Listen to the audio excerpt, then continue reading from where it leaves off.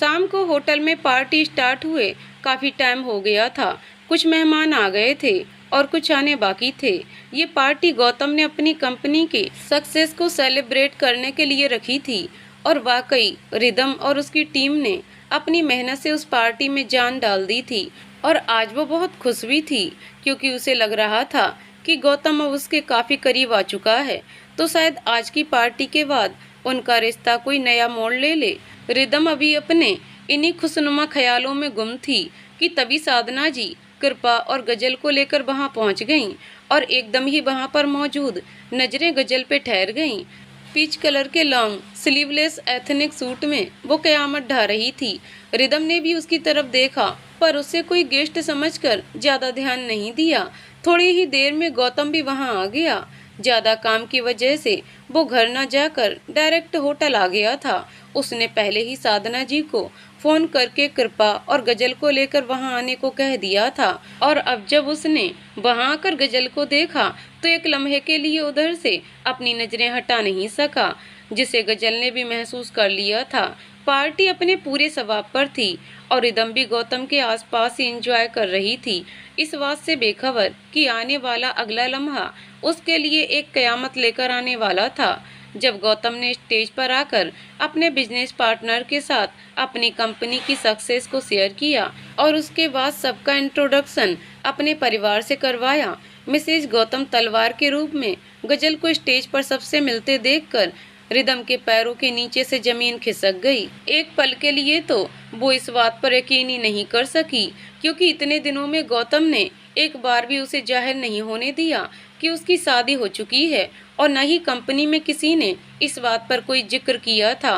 वो तो यही समझ रही थी कि गौतम अब तक उसे भूल नहीं पाया है। गम और गुस्से ने उसे उस वक्त पागल कर दिया था। उसे समझ नहीं आ रहा था कि वो कैसे रिएक्ट करे सिवाय चुपचाप बैठकर तमाशा देखने के। मुझसे अपनी शादी के बारे में छुपाकर तुमने ठीक नहीं किया गौतम। तुमने मुझे धोखे में रखकर मेरा इस्तेमाल किया है ना। अब देखो मैं क्या करती हूँ, रिदम ने गुस्से में खुद से कहा और बार काउंटर पर जाकर गिलास पर गिलास खाली करने लगी। उस वक्त वो अपने होश में नहीं थी। वहीं दूसरी तरफ गौतम की नजर लगातार रिदम पर थी। उसके चेहरे का उड़ा हुआ रंग उसे एक अजीब सा सुकून दे रहा था। उसकी आंखों से छलकता गुस्सा और शिकायतों से अपने जख्मों पर मरहम से लग रहे थे। अब उसे रिदम की यह हालत देखकर मजा आने लगा था और वो इसे और एंजॉय करना चाहता था। इसलिए उसने गजल के करीब जाकर उसका हाथ पकड़ा और उसे लेकर डांस फ्लोर पर चला गया। कुछ ही लम्हों में वहां लाइट्स डिम हो गईं और एक स्लो म्यूजिक बजने लगा। धीरे धीरे कुछ और भी कपल्स ने उन्हें ज्वाइन कर लिया। कुछ ही देर बाद रिदम को जलाने में गौतम ने अब हदें पार करनी शुरू कर दी थी, जो इतने लोगों के बीच गजल को अनकंफर्टेबल कर रहा था। गजल ने हाथ छुड़ाकर वहां से जाने की कोशिश की तो गौतम ने दोबारा से उसे अपने करीब खींच लिया। मिस्टर तलवार प्लीज बिहेव। ये किस तरह से डांस कर रहे हैं आप, लोग देख रहे हैं। गजल ने डांस करते करते धीरे से उसके कान के पास आकर कहा तो गौतम के चेहरे पर व्यंग्यात्मक मुस्कान बिखर गई। क्या कहा तुमने, लोग देख रहे हैं? ओह रियली, तुम्हें कब से लोगों की परवाह होने लगी?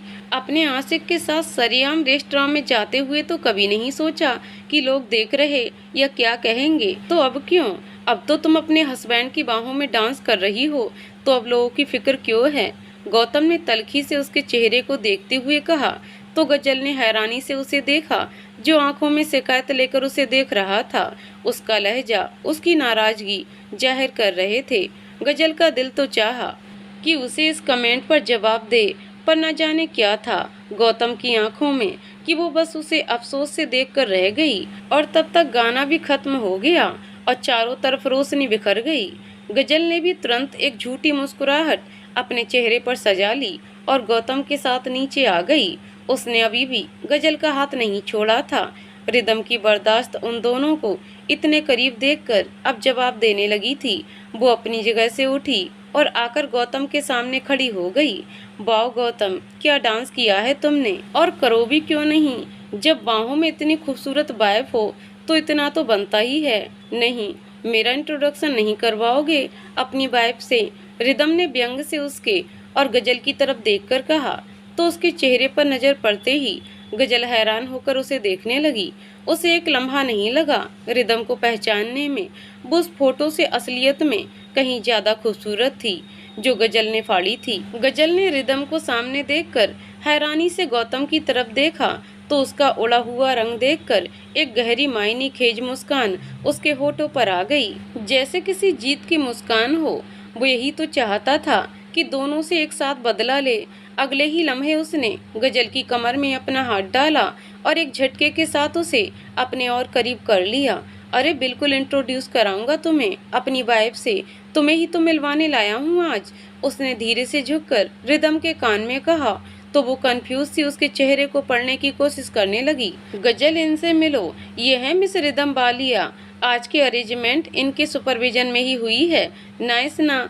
और ये आज के इस इवेंट के लिए पिछले 2 हफ्तों से हमारे साथ काम कर रही हैं। लेकिन सिर्फ इतना ही नहीं, इसके अलावा भी इनकी एक बहुत ही खास जगह रही है मेरे दिल, दिमाग और मेरी जिंदगी में। और आजकल ये इसी कोशिश में है कि मैं वो खास जगह इन्हें फिर से दे दूं तुमसे छीन कर।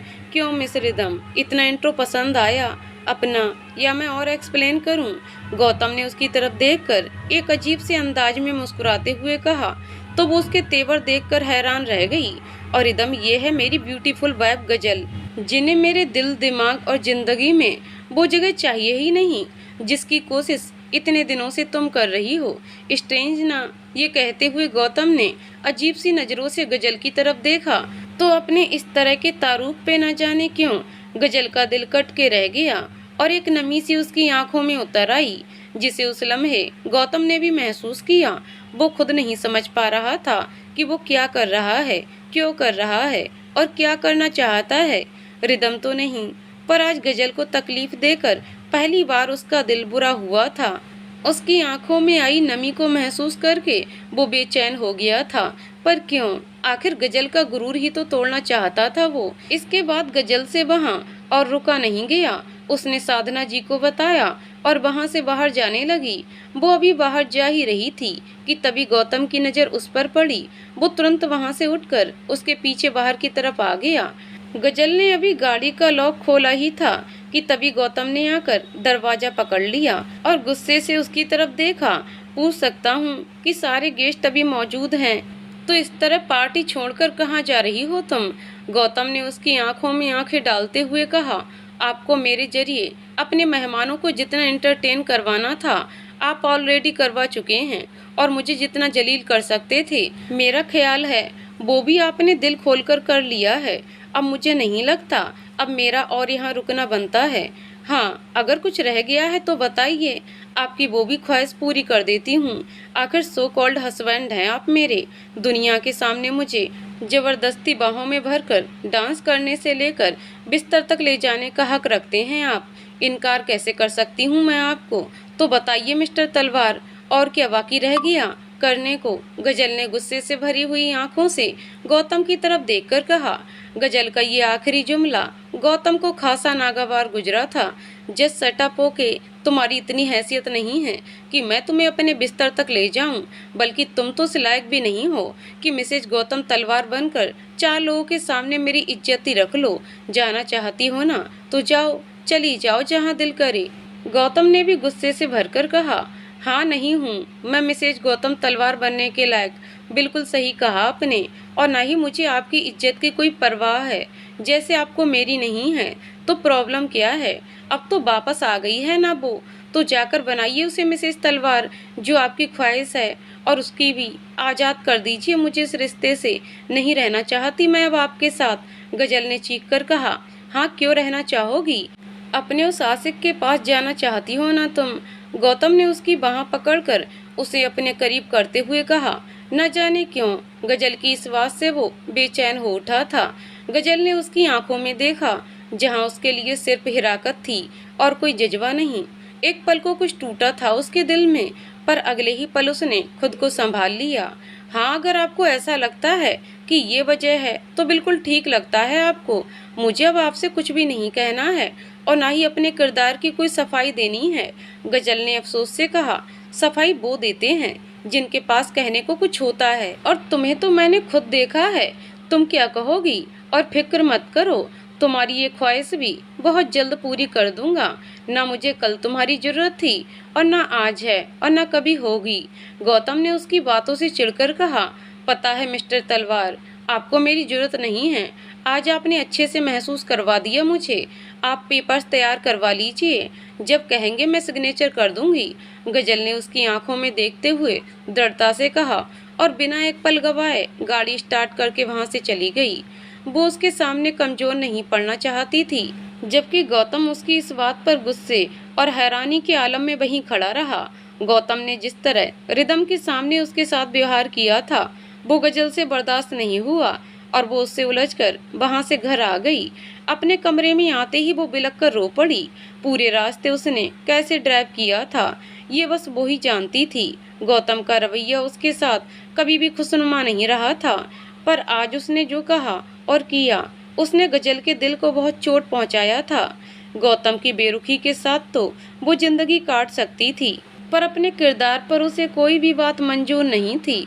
और आज रिदम को वहां मौजूद देखकर एक दिन सब कुछ ठीक हो जाने की जो उम्मीद उसके दिल में थी, वो भी दम तोड़ चुकी थी। कुछ बहुत जोर से टूटा था उसके अंदर।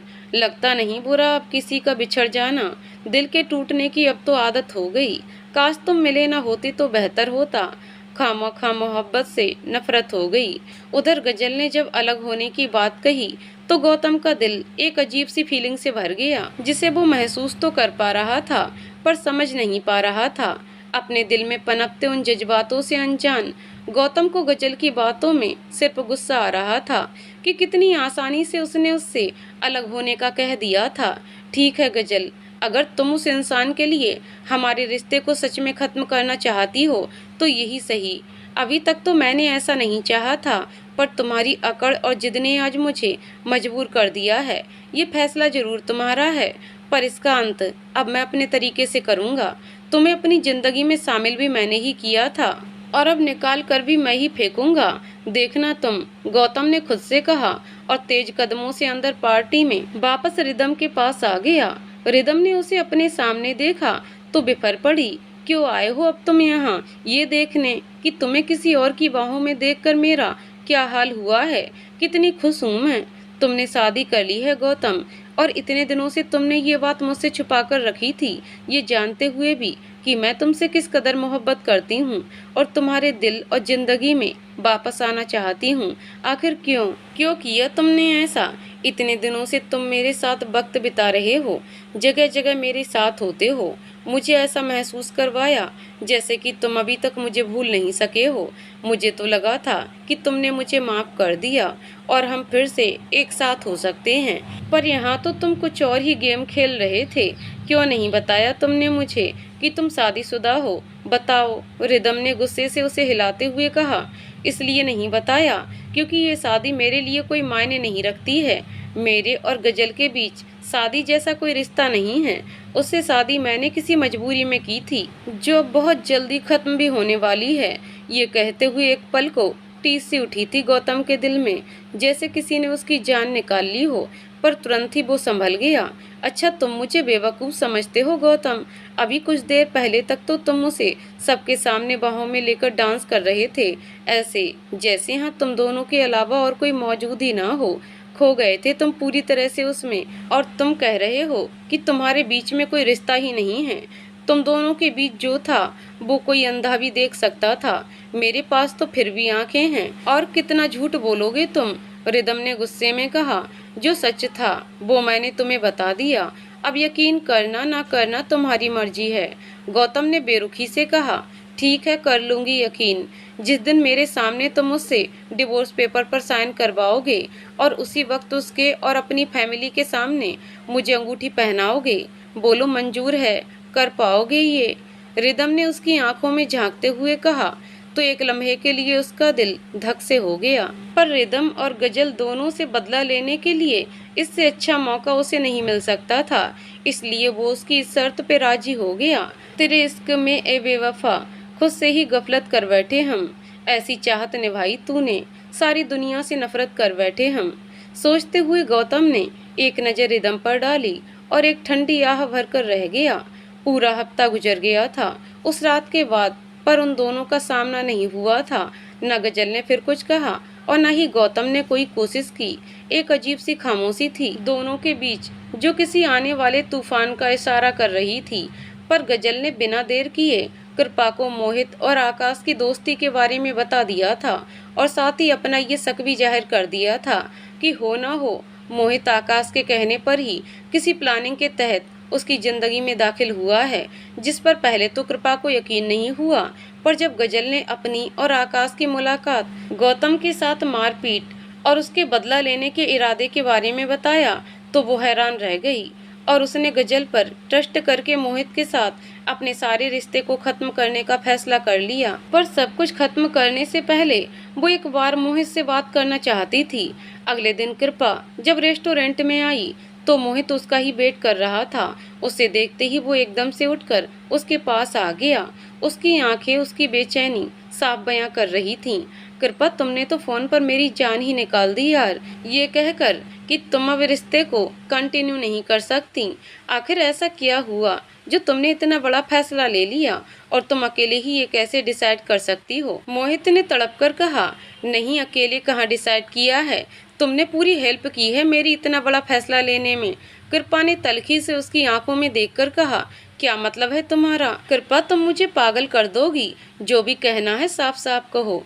मुझे लगता है तुम्हें कोई गलतफहमी हो गई है, प्लीज मुझे बताओ कि क्या बात है प्लीज। उसने उसके हाथों पर अपना हाथ रखते हुए कहा। एक अजीब सी कैफियत थी मोहित की आंखों में उससे अलग होने का सुनकर, जिसे महसूस करके कृपा ने 2 पल रुककर सोचा और फिर उसे वो सब कह दिया जो कहने आई थी, जिसे सुनकर एक पल को मोहित एकदम से हैरान रह गया, क्योंकि ये सच था कि आकाश उसका दोस्त था, पर उससे कोई इस तरह का कनेक्शन निकल आएगा ये उसने सपने में भी नहीं सोचा था। कृपा, ट्रस्ट मी यार, ये तुम जो कुछ भी कह रही हो इन सब से मेरा कोई लेना देना नहीं है। मानता हूँ कि आकाश मेरा बहुत अच्छा दोस्त है, पर उसके किसी भी प्लान में मैं शामिल नहीं हूँ और जहाँ तक मैं उसे जानता हूँ मुझे नहीं लगता कि वो ऐसा कुछ कर भी सकता है। और अगर तुम्हें मुझ पर यकीन नहीं है तो तुम ही बताओ मैं ऐसा क्या करूं कि तुम्हें मुझ पर यकीन आ जाए? मोहित ने कहा, तुम्हें कुछ करने की जरूरत नहीं है मोहित। जिस रिश्ते में जुड़ने से पहले ही दरार आ जाए मुझे नहीं लगता कि उसे और आगे ले जाना चाहिए। आज के बाद हम कभी नहीं मिलेंगे, कहकर कृपा जैसे ही उठने को हुई मोहित ने उसका हाथ पकड़ लिया। कृपा प्लीज इस तरह सब खत्म करके मत जाओ, किसी और की गलती की सजा तुम हमारे रिश्ते को कैसे दे सकती हो? आखिर इन सब में मेरी गलती क्या है बताओ? बस यही ना कि आकाश मेरा दोस्त है, प्लीज ऐसा मत करो, मोहित ने कहा। तो कृपा ने दुख से उसकी तरफ देखा। मोहित, मैं आगे बढ़ भी जाऊं तुम्हारी तरफ तो भी भाई इसे कभी एक्सेप्ट नहीं करेंगे। उन्हें जिस दिन पता चलेगा कि तुम उसके दोस्त हो तो उसी दिन मुझे तुमसे दूर कर देंगे और मैं रोना नहीं चाहती, न कल न आज। कृपा ने आंखों में आई नमी को साफ करते हुए कहा, नहीं रोने दूंगा मैं कभी भी तुम्हें, ये वादा है मेरा तुमसे। तुम्हारी भाभी को लगता है कि मैं किसी प्लान का हिस्सा हूँ और तुम्हें लेकर सीरियस नहीं हूँ ना, तो मैं इसी वीकेंड अपने पेरेंट्स को लेकर तुम्हारे घर आऊँगा, तुम्हारी मम्मी से मिलवाने और उन्हें अपनी सच्चाई बताऊँगा। अगर ये बात उठी तो मुझे अब तुम्हारे साथ किसी भी रिलेशनशिप में नहीं रहना है, अब सीधे शादी करेंगे हम। मैं तुम्हें इस वजह से नहीं खो सकता कृपा, मोहित ने आगे बढ़कर उसे हक करते हुए कहा। तो कृपा ने भी उसकी सच्चाई पर सुकून से अपनी आंखें बंद कर लीं। आकाश बस तैयार होकर ऑफिस के लिए निकल ही रहा था कि तभी उसके कदम अपनी मम्मी की आ रही आवाज पर ठिठक गए, जो अंदर अपने कमरे में अपनी एक फ्रेंड से गजल के मुतालिक बात कर रही थी। और गजल का नाम सुनकर ही आकाश जाते जाते ना चाहते हुए भी रुक गया। अरे यार, तुम फिक्र ही मत करो, माना कि आकाश अभी उस लड़की को भूल नहीं पाया है और थोड़ा अपसेट है, पर कुछ वक्त गुजरने दो, धीरे धीरे उसका भूत आकाश के सर से उतर जाएगा। देखना मेरी बहू तो तुम्हारी प्रिया ही बनेगी। आखिर गजल को रास्ते से हटाने के लिए जो इतनी मेहनत और प्लानिंग की थी उसे यूं ही तो बर्बाद नहीं होने दे सकती मैं। और अच्छी बात यह है कि अब तो उसकी शादी भी उसी लड़के से हो गई है जिसके साथ हमने उसे पिक्चर्स के जरिए बदनाम किया था और आकाश को इस बात का यकीन दिलवाया था कि गजल उसे धोखा दे रही है। सच कहूँ तो मुझे लगा नहीं था कि आकाश को इतनी जल्दी इन सब पे यकीन आ जाएगा, पर शुक्र है कि मैं उस गजल को उसकी ज़िंदगी से निकाल फेंकने में कामयाब हो गई। इतनी तेज लड़की थी कि क्या बताऊं तुम्हें, मुझे तो पहले दिन से ही पसंद नहीं थी। पर जिस दिन आकाश ने उसके लिए हमें छोड़ देने की बात कही थी ना, मैं तो उसी दिन तय कर लिया था कि उस लड़की को उसकी सही जगह दिखाकर रहूंगी। उसे खुद से अपना बेटा नहीं छीनने दूंगी मैं। बस तुम कुछ दिन और सब्र कर लो, फिर देखना हमारे बच्चों की शादी हो रही होगी। कहते हुए वो जैसे ही पीछे मुड़ी, सामने खड़े आकाश को देखकर दंग रह गईं, जो वहां न जाने कब से खड़ा उनकी सब बातें सुन चुका था और आंखों में गम और बेयकीनी लिए उन्हें नफरत से देख रहा था। ऑफिस जाते जाते आकाश गजल के जिक्र पर चौंक कर रुक गया था और उसके बाद उसने अपनी माँ के मुंह से जो सुना, उस सच्चाई ने उसके पैरों के नीचे से जमीन खिसका दी। आकाश बेटा, तुम कब आए और ये मुझे इस तरह से क्यों देख रहे हो? उसके चेहरे को देखकर वो समझ गई थी कि वो उनकी सभी बातें सुन चुका है। देख रहा हूँ कि जिस माँ को भगवान का दर्जा मिला होता है, जो अपने बच्चों से बिना किसी शर्त के प्यार करती हैं, वही माँ अपने ईगो को सर्टिफाइड करने के लिए इस हद तक भी जा सकती है कि अपने ही बच्चों की खुशियों को आग लगा दे। यकीन नहीं हो रहा है, कहते हुए उसकी आंखें दर्द से छलक उठीं। नहीं बेटा, कुछ गलतफहमी हुई है तुम्हें सुनने में, तुम एक बार मेरी बात तो सुनो। कहते हुए वो जैसे ही उसके करीब आने को हुई, आकाश ने उन्हें हाथ के इशारे से रोक दिया। बस वहीं रुक जाइए, इससे पहले कि मैं आपसे अपना रिश्ता भूल जाऊं। और क्या सुनाएंगी अब आप मुझे? जितना सुन चुका हूं वही मुझे कतरा कतरा मार देने के लिए काफ़ी है।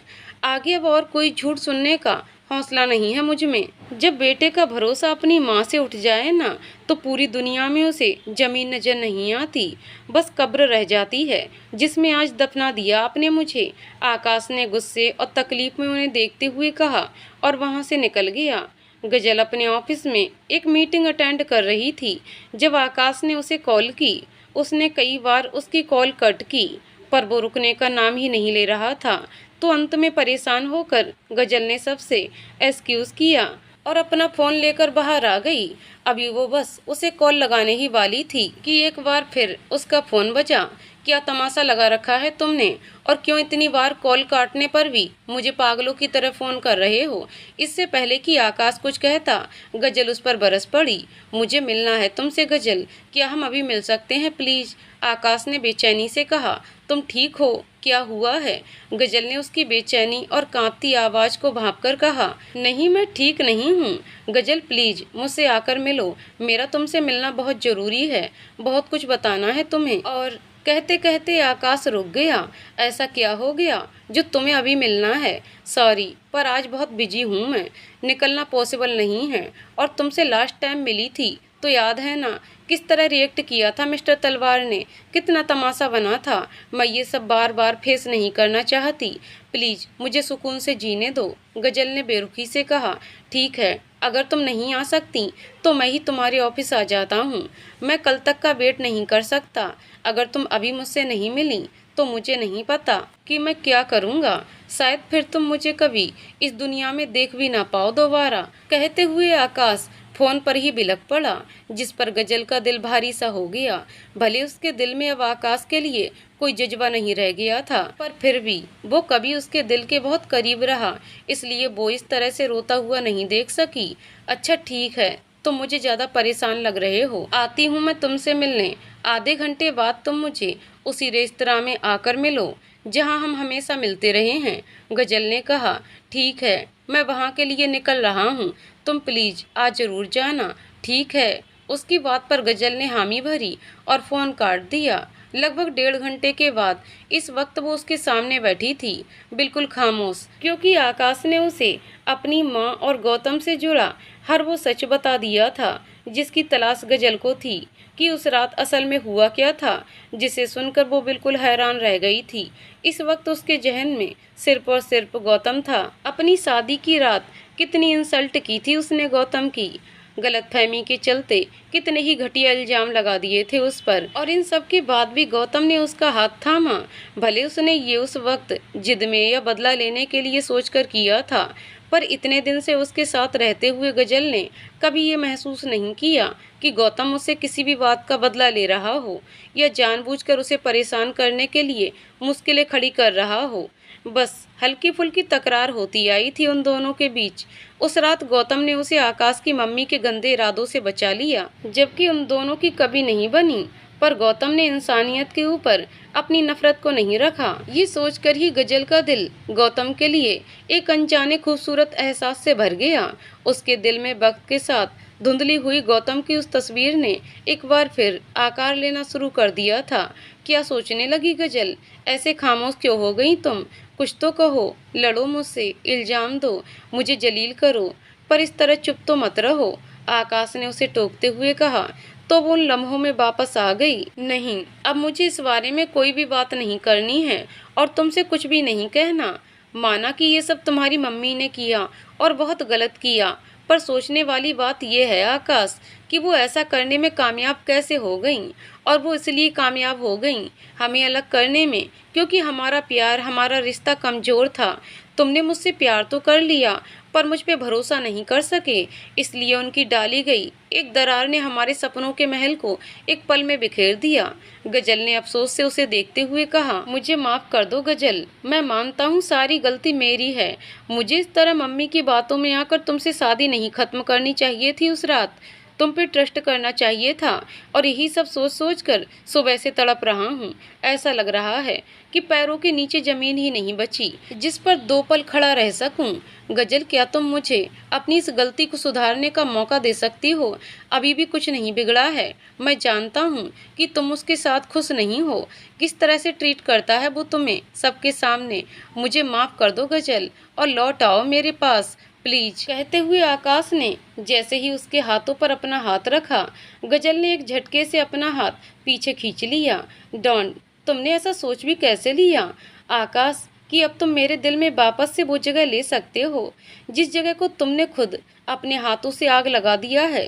कुछ नहीं बचा है वहाँ अब तुम्हारे लिए सिवाय राख के। और माना कि मिस्टर तलवार और मेरे बीच सिर्फ नाम का रिश्ता है, पर तुमने ये कैसे सोच लिया कि मैं खुश नहीं हूँ? बहुत खुश हूँ मैं, क्योंकि जिस घर में मैं रहती हूँ वहाँ पर एक ऐसी औरत है जो मेरी सगी माँ से बढ़कर मेरा ख्याल रखती है, ना कि मुझे दुनिया के सामने जलील करने के मंसूबे बनाती है। उन्होंने मुझे बेटी कहा ही नहीं, माना भी है। एक बहनों जैसी नंद है जिसे बस मैं कुछ दिन पहले ही मिली हूँ, पर मुझ पे इतना ट्रस्ट करती है कि अपने प्यार तक को छोड़ने को तैयार हो गई थी। और एक तुम मोहब्बत के दावे करते थे पर भरोसा नहीं। और बच्चे मिस्टर तलवार, तो वो मुझसे प्यार भले ही ना करते हों पर मुझे अपनी इज्जत समझते हैं। आज भी मुझे तुम्हारे साथ देखकर तड़प उठते हैं। वो रिश्ता मानते भी हैं और वक्त आने पर निभाते भी हैं। मेरा कुछ ना लगते हुए भी वो इंसान मेरे साथ खड़ा रहा जब मुझे तुम्हारे साथ की सबसे ज़्यादा ज़रूरत थी। एक लड़की को चैन सुकून से ज़िंदगी बिताने के लिए सिर्फ पति का ही प्यार नहीं चाहिए होता, अपने सभी रिश्तों से उतनी ही मोहब्बत और अपनापन चाहिए होता है जो मुझे मिल रहा है उस घर में। और रही बात मिस्टर तलवार की, तो सुनो, मेरे लिए ज़िंदगी में मोहब्बत से ज़्यादा इज्जत और हिफाजत मायने रखती है जो तुम मुझे नहीं दे सकते हो। इसलिए बेहतर यही होगा कि तुम भी अपने दिमाग से निकाल दो अब मैं उनकी रहूं या ना रहूं, पर आकाश तुम्हारी कभी नहीं हो सकती। दिल की कब्र पर मोहब्बत के महल नहीं बनते। कहते हुए गजल ने अपना पर्स उठाया और वहाँ से जाने के लिए उठ खड़ी हुई। तो कब बता रही हो मिस्टर तलवार को अपनी इस मोहब्बत के बारे में? आकाश ने उसका हाथ पकड़कर उसकी आंखों में झांकते हुए पूछा। तो गजल हैरान सी उसे देखने लगी। क्या हुआ? ऐसे क्या देख रही हो? मैं कुछ गलत बोल दिया क्या? तुम्हारी किसी बकवास का मेरे पास कोई जवाब नहीं है।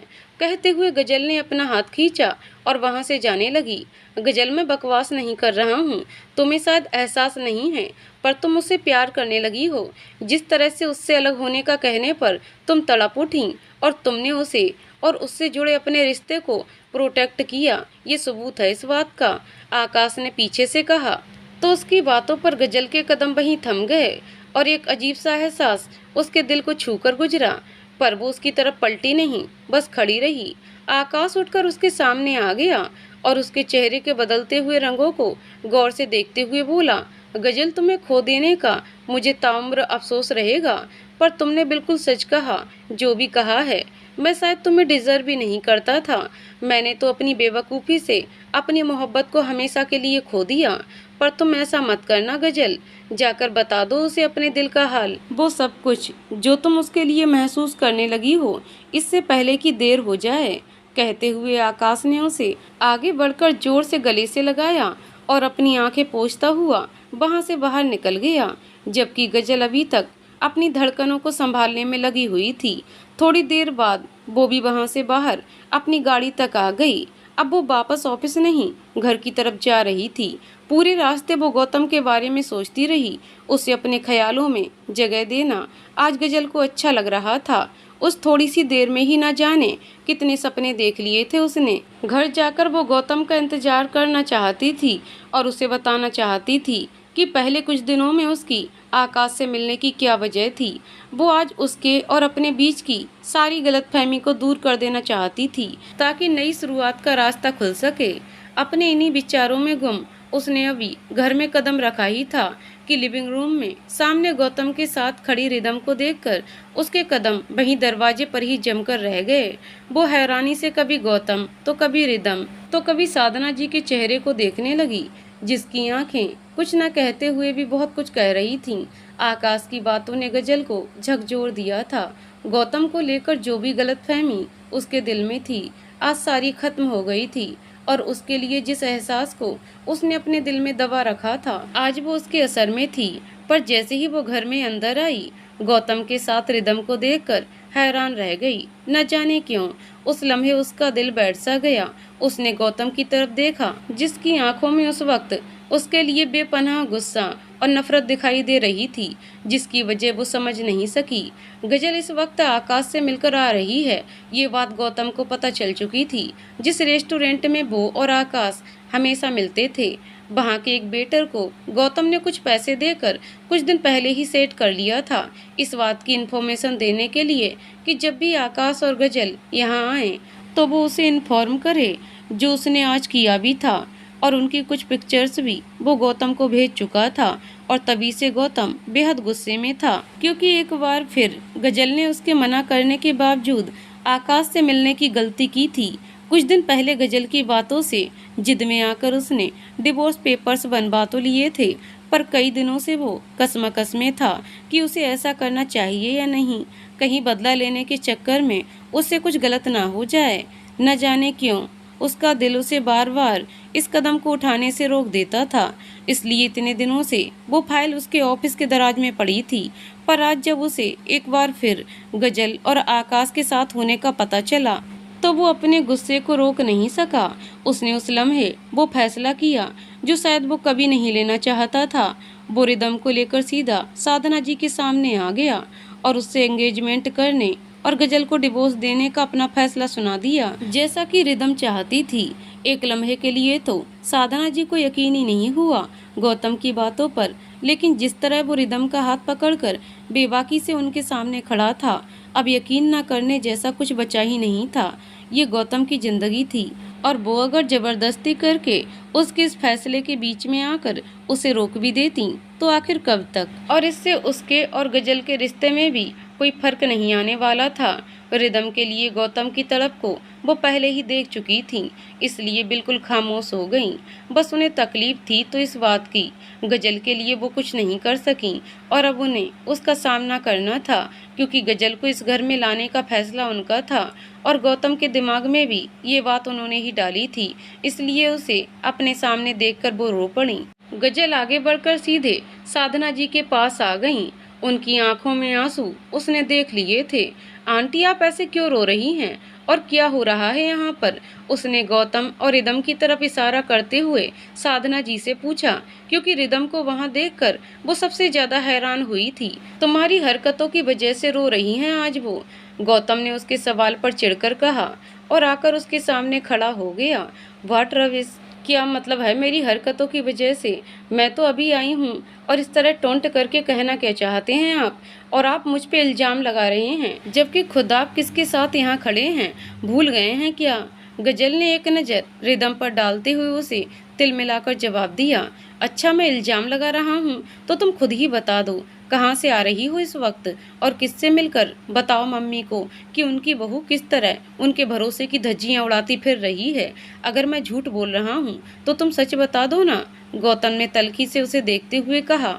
तो गजल के पैरों के नीचे से जमीन खिसक गई। वो बस खाली खाली नजरों से उसकी तरफ देखने लगी। वो चाह कर भी उसके इल्जाम को नकार नहीं सकती थी कि वो आकाश के साथ थी, पर क्यों, किस वजह से थी, वो ये रिदम के सामने नहीं बताना चाहती थी, इसलिए खामोश हो गई।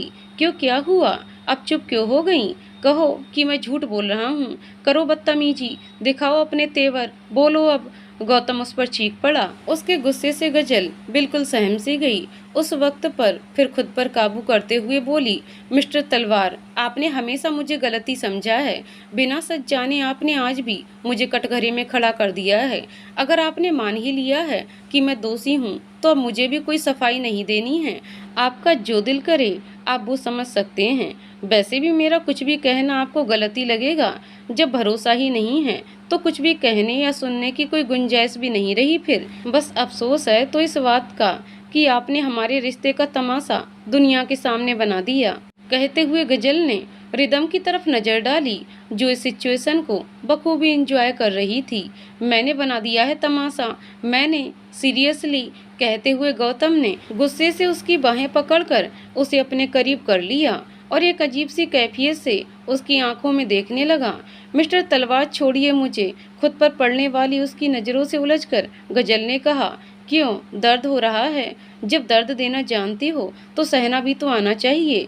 गौतम ने उसकी आंखों में झांकते हुए कहा। तो गजल उसे देखती रह गई। न जाने वो क्या कहना चाह रहा था। उसकी आंखें गुस्से से ज्यादा बेचैन थीं।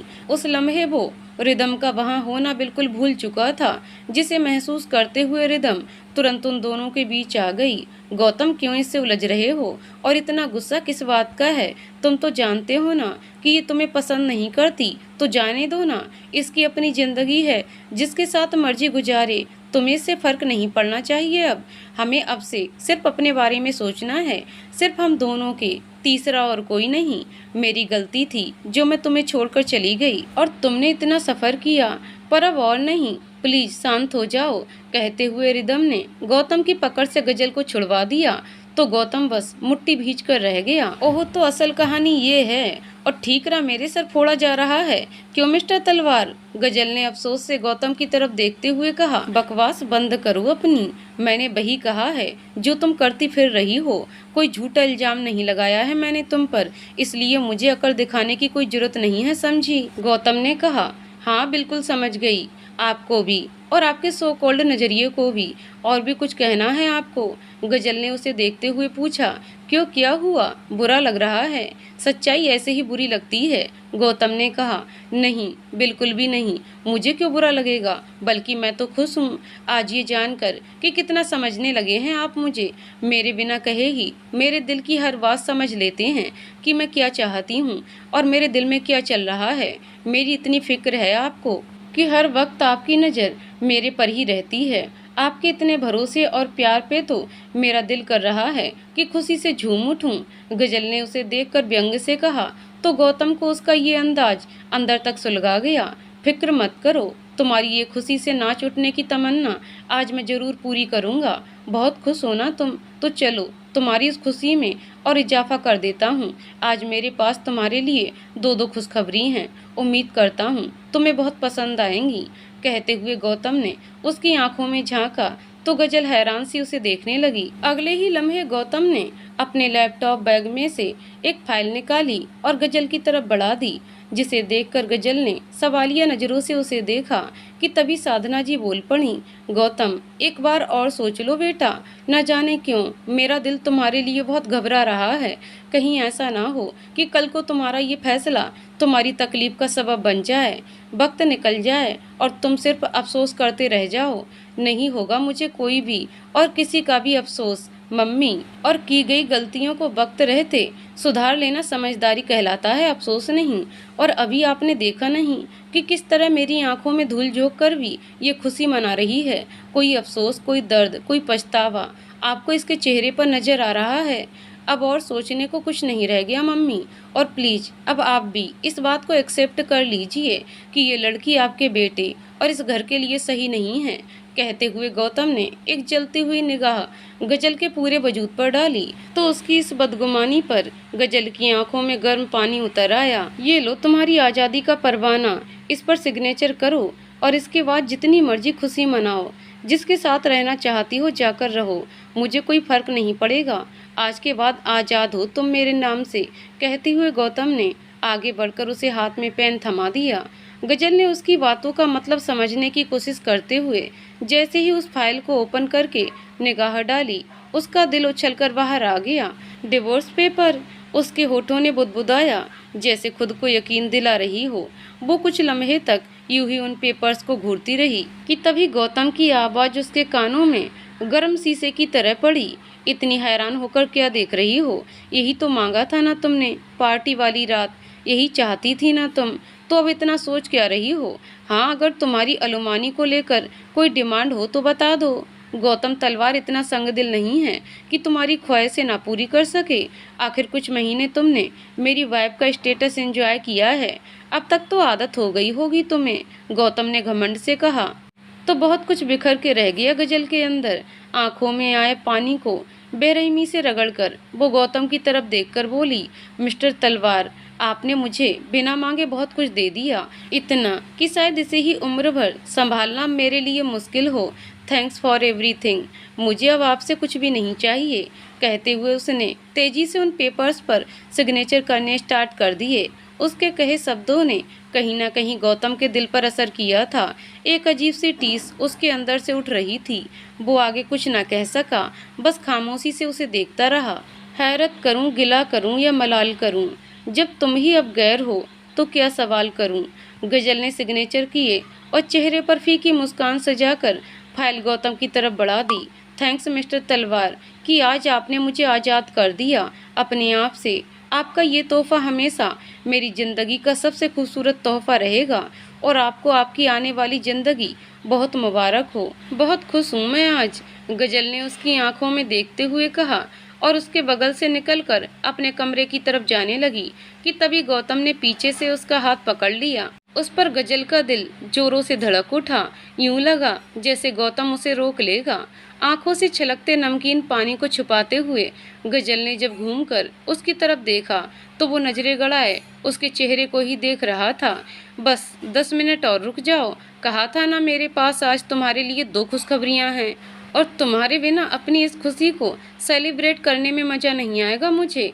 गौतम ने उसके हैरान होते चेहरे को देखते हुए कहा कि तभी वहां कृपा भी आ गई और वो भी रिदम को वहां पर देख ऐसे ही हैरान हुई जैसे गजल हुई थी।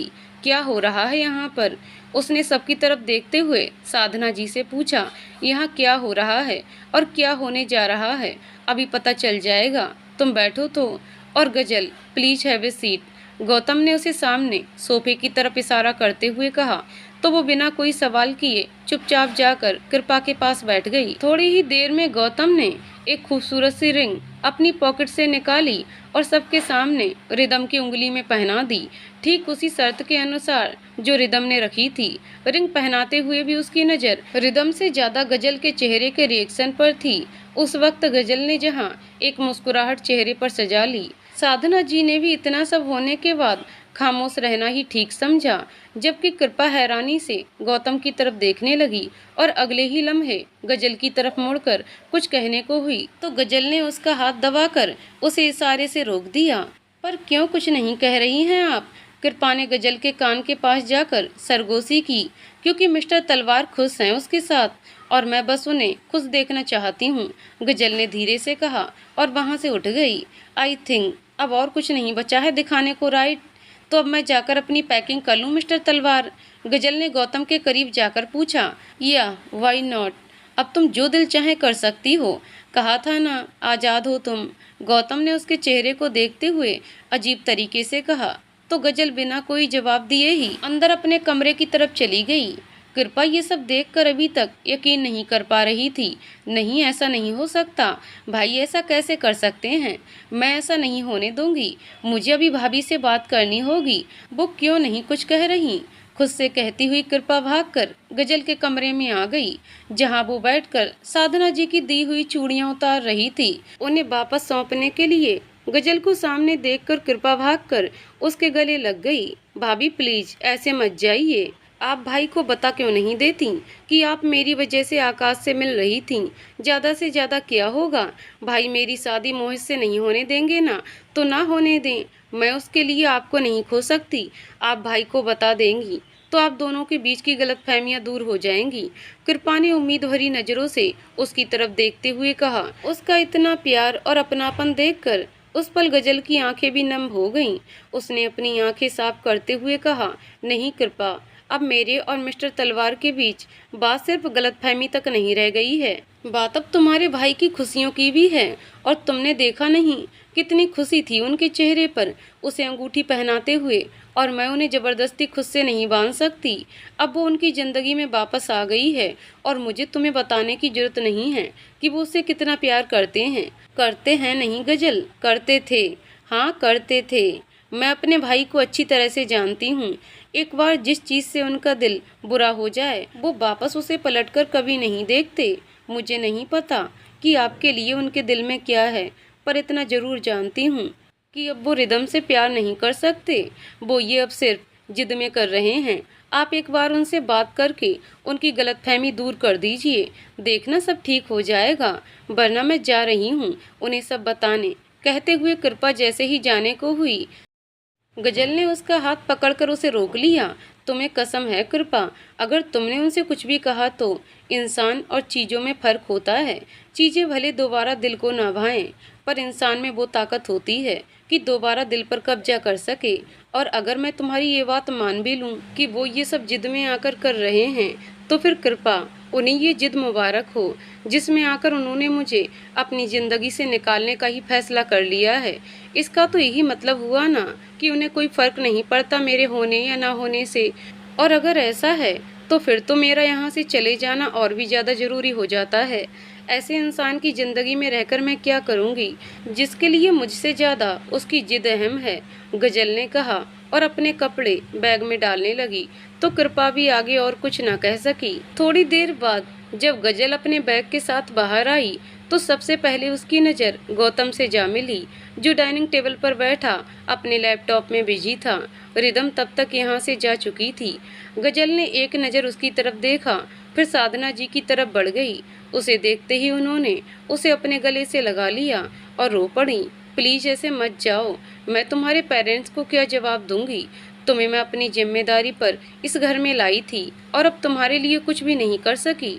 कहते हुए उन्होंने अपनी आंखें पोंछी। प्लीज आंटी, आप परेशान मत होइए, फिलहाल आपको उन्हें कोई जवाब नहीं देना पड़ेगा क्योंकि मैं उनके पास नहीं जा रही हूँ। और आप भी प्लीज अभी उनसे कुछ मत कहिएगा, मैं सही वक्त देखकर उन्हें बता दूंगी, गजल ने कहा। तो वो हैरान होकर उसे देखने लगी। फिर बेटा कहाँ जा रही हो तुम? उन्होंने पूछा। ये मैं आपको अभी नहीं बता सकती आंटी, पर आप फिक्र मत करिए, मैं जहाँ भी रहूँगी सेफ रहूँगी, गजल ने कहा। वैसे आप भी हद करती हैं मम्मी, सब कुछ जानने के बाद भी आप पूछ रही हैं कि ये यहाँ से निकलकर कहाँ जाने वाली है, गौतम ने व्यंग से कहा।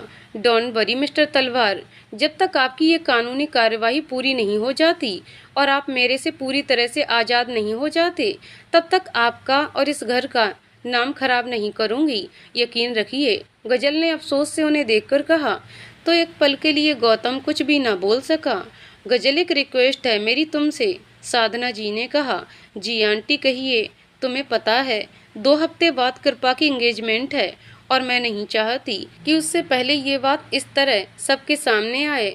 जानती हूँ इतना सब होने के बाद ये कहते हुए सेल्फिश लगूंगी तुम्हें, पर क्या तुम उस दिन मेरी बहू बन के यहाँ मौजूद रह सकती हो? उन्होंने आंखों में आंसू भरकर कहा। तो गजल ने तुरंत उन्हें गले से लगा लिया।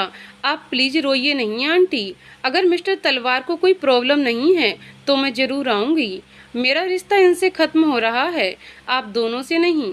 कहते हुए गजल कृपा की तरफ देखकर मुस्कुरा दी, जो भरी हुई आंखों से उसे ही देख रही थी। थोड़ी देर बाद गार्ड ने अंदर आकर गजल को कैब के आने की सूचना दी, जो उसने थोड़ी देर पहले बुक किया था।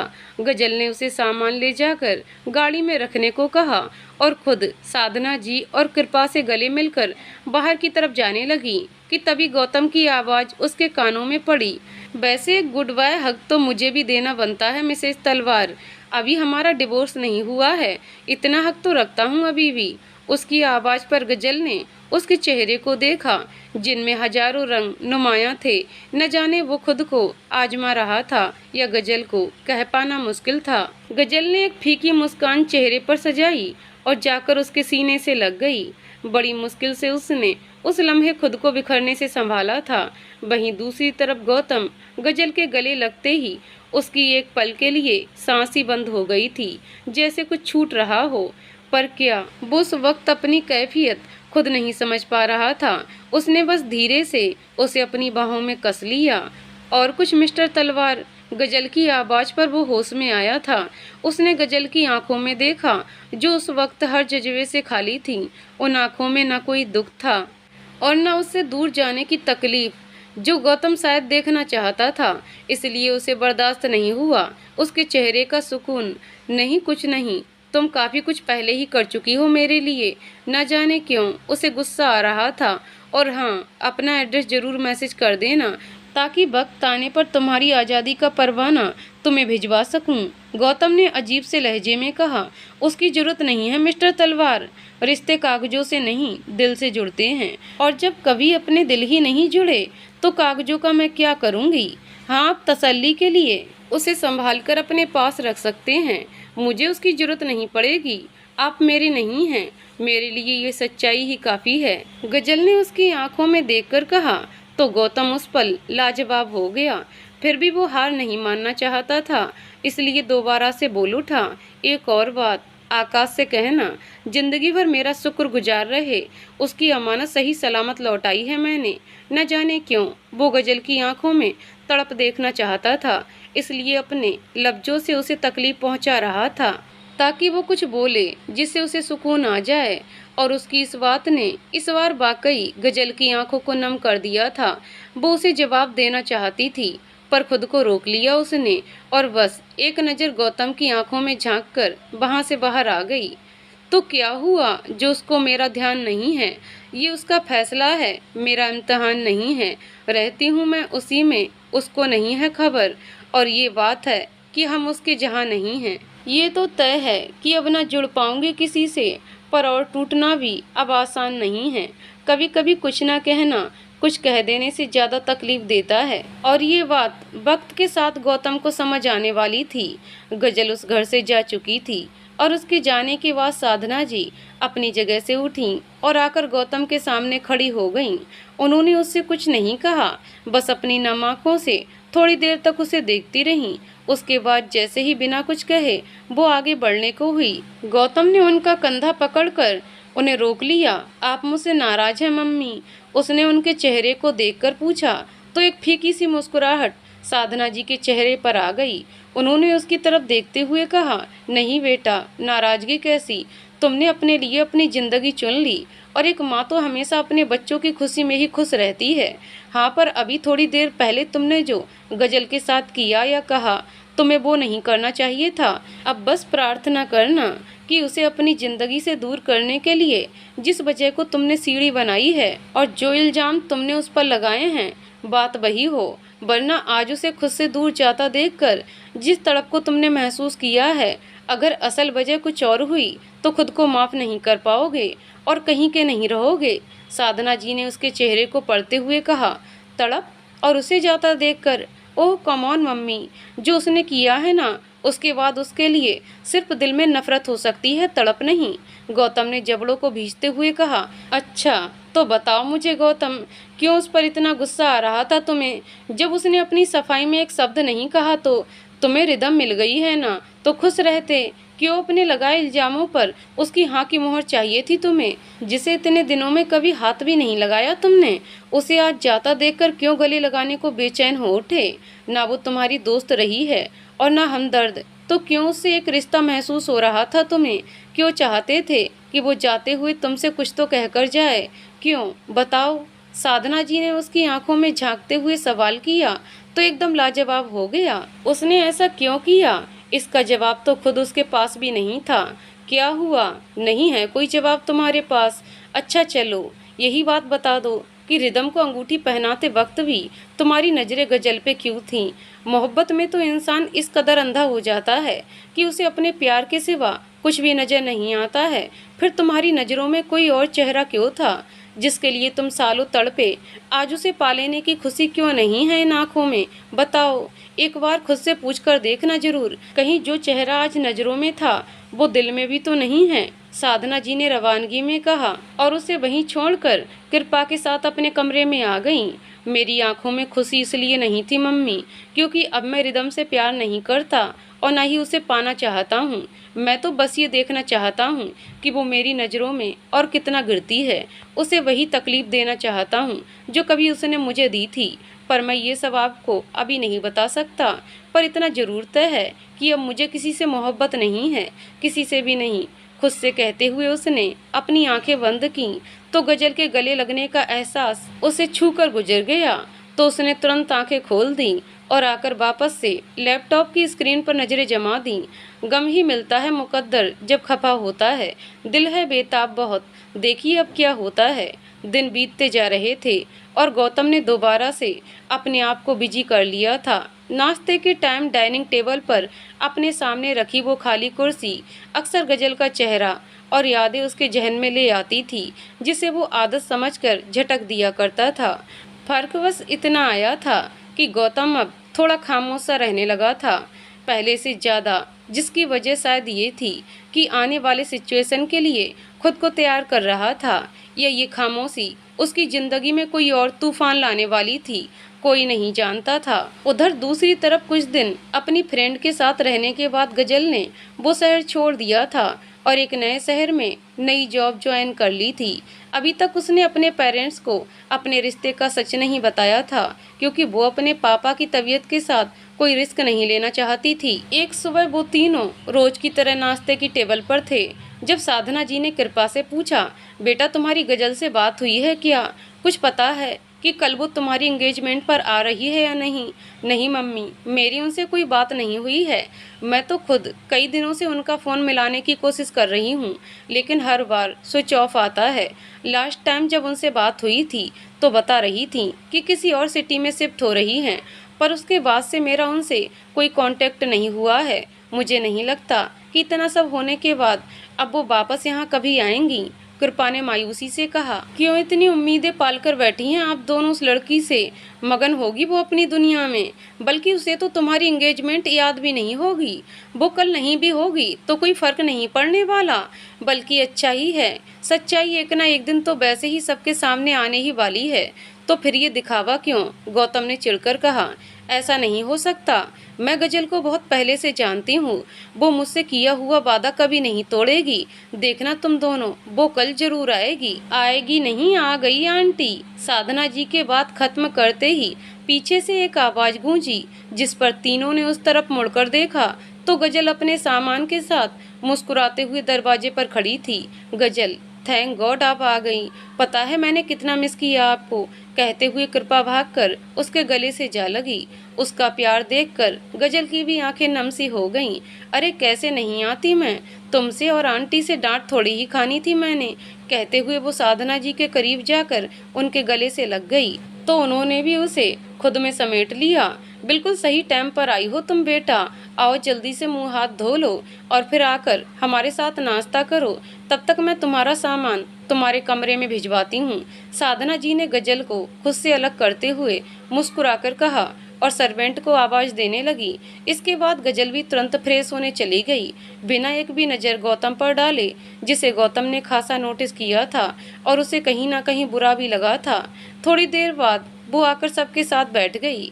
अपने ऊपर पड़ती नजरों की तपिश से उलझकर जब उसने सामने देखा तो उसकी नजरें गौतम से टकरा गईं, जो एकटक उसे ही घूर रहा था। उसकी उन नजरों का सामना गजल के लिए आसान नहीं था, इसलिए उसने तुरंत ही खुद को कंट्रोल करते हुए कहा, कैसे हैं मिस्टर तलवार आप? आई एम सॉरी आंटी, और कृपा से मिलने की खुशी में मैं आपको हेलो कहना ही भूल गई। It's okay, I am totally fine.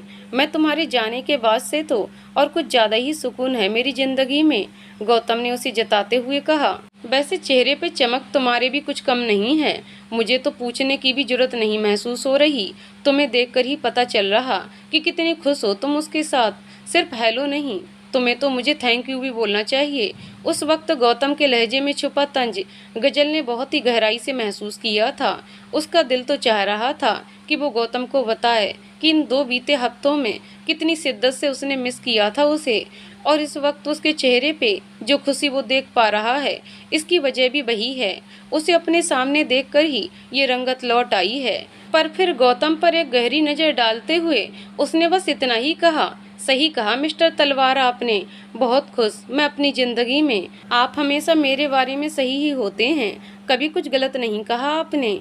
अब अगर आपकी इजाज़त हो तो मैं नाश्ता कर लूं? गजल ने पूछा तो गौतम उसके जवाब पर सुलग कर रह गया और तुरंत वहां से उठकर अपने कमरे में आ गया।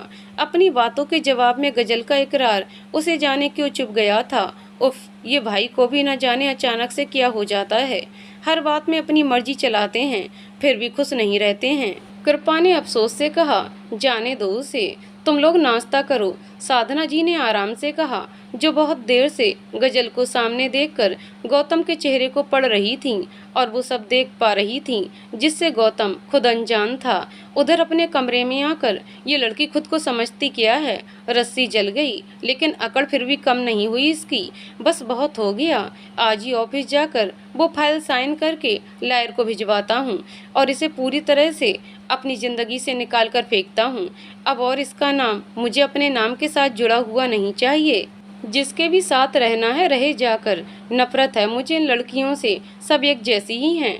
कहते हुए गुस्से से गौतम ने अपना हाथ दीवार पर दे मारा, पर दिल में उठे दर्द के आगे ये दर्द ठहर नहीं सका। जिस सोच के साथ वो आज ऑफिस गया था, पूरा दिन वहाँ के कामों में इतना उलझा रहा कि उसे वक्त ही नहीं मिला कुछ और सोच पाने का या फाइल साइन करके लॉयर के पास भिजवाने का, और दिन निकल गया। दूसरे दिन दोपहर में एंगेजमेंट का फंक्शन था और उसके बाद लंच। सारे मेहमानों को डायरेक्ट होटल में ही आना था। कृपा पहले ही अपनी एक फ्रेंड के साथ पार्लर के लिए निकल चुकी थी और वहीं से तैयार होकर वेन्यू पे पहुंचना था उसे। इतने सारे काम थे कि गजल ने कृपा के साथ न जाकर घर पर ही तैयार होने का फैसला किया था। गजल जैसे ही तैयार होकर कमरे से बाहर आई, सामने साधना जी सोफे पर आंख बंद करके बैठी हुई थीं। उन्हें इस तरह बैठा देखकर वो उनके पास आ गई। क्या हुआ आंटी, आप इस तरह यहाँ क्यों बैठी हैं? तबीयत ठीक है ना आपकी? गजल ने परेशान होकर पूछा। हाँ बेटा, तबीयत बिल्कुल ठीक है, बस काफ़ी देर से कामों में लगी हुई हूँ ना, तो सर दर्द कर रहा है। तुम तैयार हो गई, बहुत प्यारी लग रही हो। उन्होंने उसे एक नज़र प्यार से देखते हुए कहा। थैंक्स आंटी, आप यहीं रुकिए, मैं पहले आपके लिए मेडिसिन लेकर आती हूँ सर दर्द की। आप पहले वो ले लीजिए, फिर होटल के लिए निकलते हैं। गजल ने फिक्र से कहा। अच्छा ठीक है, ले लेती हूँ मैं, वैसे भी जल्दी निकलना है, देर हो रही है। मेहमानों से पहले हमारा वहाँ होना जरूरी है। और तुम जाते समय एक बार गौतम को भी कमरे में जाकर देख लो, अगर वो तैयार हो गया है तो उससे कहो कि गाड़ी निकाले, जल्दी पहुँचना है हमें, साधना जी ने कहा।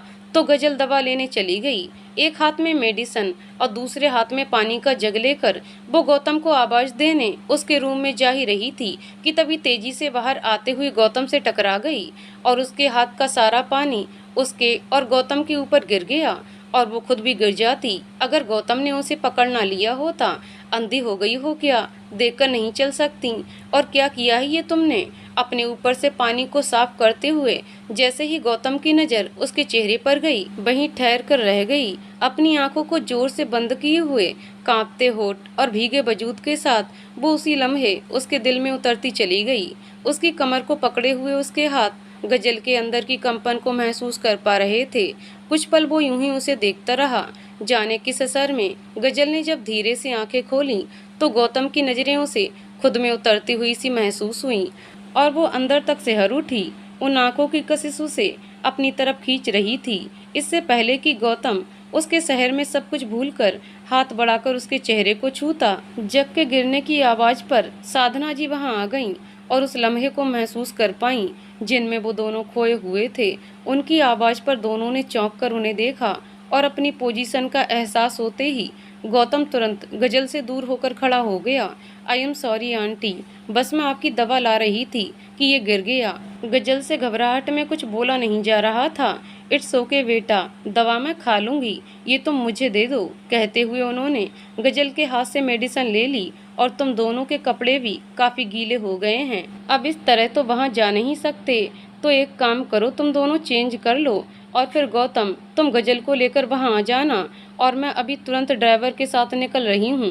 वहाँ पर गेस्ट आने शुरू हो गए हैं, तो किसी का वहाँ होना जरूरी है उन्हें वेलकम करने के लिए। कहते हुए साधना जी बिना उन दोनों की कोई बात सुने अपना फैसला सुनाकर दरवाजे की तरफ बढ़ गईं। आज उन दोनों की आंखों को पढ़ने के बाद एक उम्मीद ने उनके दिल पर दस्तक दी थी, जिसे वो एक मौका देना चाहती थीं। इसीलिए अकेले ही वहाँ से गाड़ी में आ गईं। आगे की कहानी अगले वीडियो में। तो दोस्तों, आपको कहानी कैसी लगी कमेंट करके ज़रूर बताइएगा। कहानी पसंद आई हो तो वीडियो को लाइक शेयर करें और चैनल को सब्सक्राइब करें। कहानी को पूरा सुनने के लिए बहुत बहुत धन्यवाद दोस्तों।